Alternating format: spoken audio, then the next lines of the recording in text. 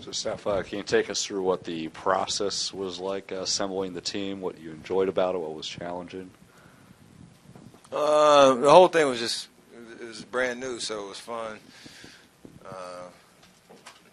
Me and Bron and some representatives from the league just on the phone, going back and forth, alternating picks. And the weird part was, like, I knew going into it kind of the format and what my strategy was going to be, but when you actually, like, commit to a person that you play against that are superstars in this league, and all that was just, it was a weird kind of vibe, just me saying I want Giannis and I want James and DeMar and all those guys. So pretty cool. I know, obviously, like we talked about before, there's a lot of talk about televising and all that stuff, and I'm sure we'll work the kinks out and it'll be on TV for sure next year. But this first time around, there's enough talk about how the teams kind of came together, enough. So it'll continue to live and get better. Stephen, how long did the process take, and did you get much help from your assistant GMs? It was all in probably, like 20 minutes? Something like that, on the phone, picking teams, and then doing the interview with Ernie. But I put together my own little, I guess, power ranking of players, and obviously Bron had first pick, and then it kind of just, I reacted from there, and vice versa, and on the reserves and all that. So I didn't get much. I got a little bit of advice from my brother, a little bit of advice from Bob Myers. Just talking about how hard, GMing. I keep saying that's a word. I'm gonna create that. GMing is and whatnot, but I think LeBron said it in the interview, like, we're picking 22 All-Stars, so it's not really that hard. And you were pulling for KD. Were you a little disappointed that you didn't land him? I mean, yeah, it'd been cool to get everybody on the same team again, but we got 4 All-Stars. I think I'm looking forward to playing against them and seeing what Team Bron's all about and whatnot. It'll be a cool experience. So.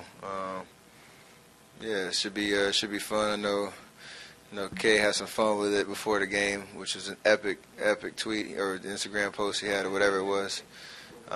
So he's embracing his new team. But yeah, it's good. It should be. I think all the different storylines that have come out and they're continuing to develop before the game would be fun. Not to push this in another direction, but tonight I think Clay had 7 threes. He's right up there, 46%. I think maybe even leading the NBA in three-point percentage. He said he never thought that would be an attainable goal for him. Did you ever think Clay? He said that? Yeah. To lead the lead percentage. He said because he's high volume. I mean, I get that, but maybe he just never thought about it. But he shoots it every time when he gets the ball, like he's shooting to make. So. That's part of it. I know he's shooting at an extremely high level right now. He started off the season hot. And he's sustained it, and I know he'll continue to do that going throughout the season. But the measure of a player is just how much better you get and how you can challenge yourself in different areas. And yeah, he is a volume 3-point shooter, but you can have a little bit of both and have that efficiency. From outside the line, if you get taking good shots, shooting with confidence, and he puts the work in too, so it all kind of goes into it. Steph, when you kind of just look at your whole journey, where would you put getting to 14,000 points in the context of everything and what that means? I don't know. It's a pretty special accomplishment for me. I think I always measured it based on my dad. And I remember him bringing home his 10,000-point ball when he was playing for Charlotte. I think he's still the franchise leader in points for them. And so, like, when I was in high school, you always had the 1,000-point club, and it's the same thing in college. I made it to, like, 2,000 plus, and I was like, oh, that's pretty cool. But then you think, like, 10,000 points in the league would be something crazy. So to hear 14 is a pretty cool number.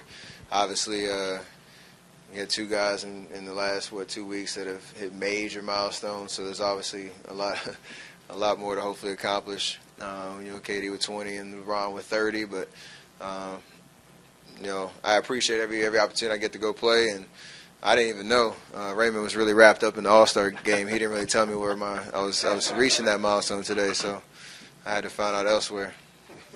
But yeah, it's pretty cool, and hopefully a lot more to come. Steph, you got that famous closing group to close both halves pretty well tonight, especially at the end of the game. For different reasons, hadn't been out there a lot, hasn't been real successful this season. But how important is it to you guys to get that five back out there and get going again like we've seen before? I mean, it'll be important, and it's something that we obviously know what our chemistry is and what plays work, how we defend on the defensive end.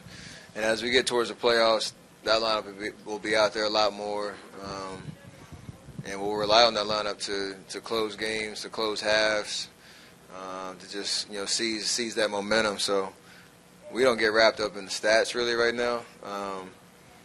Like you said, there's a lot of different reasons why the lineup hasn't been out there as much, with injuries and all that kind of stuff, and just the way that coaches is using substitution pattern with using pretty much the whole bench. So we still have confidence in what we're about, and know that those us five, when we're out there, we're pretty potent on both ends of the floor when we're locked in. Steph, you mentioned like the guys you have on your team, a lot of shooters. Was that something coming in that like you outlined, or was that just kind of how it happened with what LeBron picked? I mean, Bron's starting five is crazy, but I think you just look at like their sheer size and the accomplishments that they've had in the league. You got Bron, Kyrie, KD, AD, and DeMarcus. That's a huge lineup. I got a little something different, a little different style with me, DeMar, James, and Giannis, and the newcomer to the All-Star game, Joel. So that'll play itself out. But I think as I looked at the reserves and all that, just trying to find some scorers, some guys that can spread the floor and all that. Pretty sure D'Antoni would be the coach. So next level thinking to try to get a lineup that can that he can coach and play at up tempo, spread the floor, whatever, shoot live threes.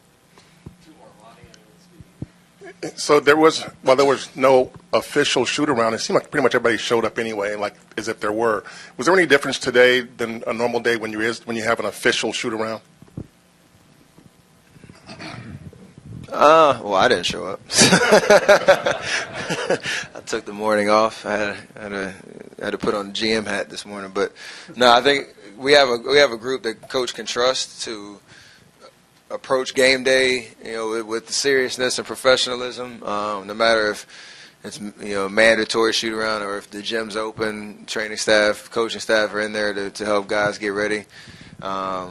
Because everybody has a pretty solid routine, a set routine that they rely on to get themselves ready. And even though we didn't have our normal film and walk through and warm up and all that kind of stuff, I think guys really rely on that. And so it maybe just change the mindset too. Like you're going in for yourself and you're going in to get yourself ready, and there's nothing else you need to worry about but what you need to do and be more efficient with the time and all that kind of stuff.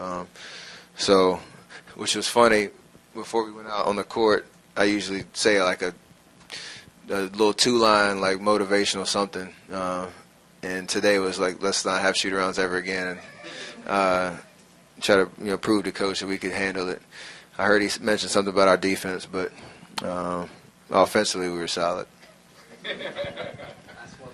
Steph, you guys have got Boston next. They've had some success against you the last couple of years. Does that give anything more to this Saturday game for you guys and just your competitiveness?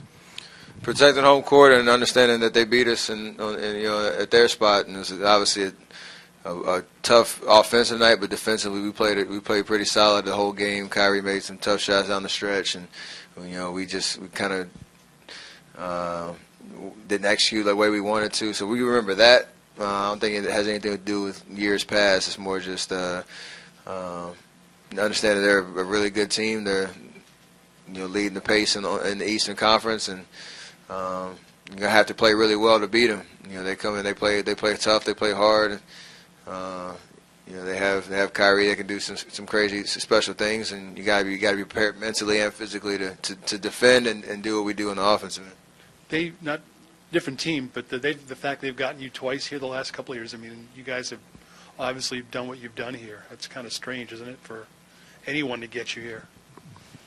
Yeah, we're not immortal by any sense of imagination. We know if we don't play our game, we are capable of being beat, and they have proven that the last couple of years. But the opportunity on Saturday, like I said, to protect home court, really, you got to just lock in on the details of what it takes to beat a solid, fundamentally sound, Boston Celtic team.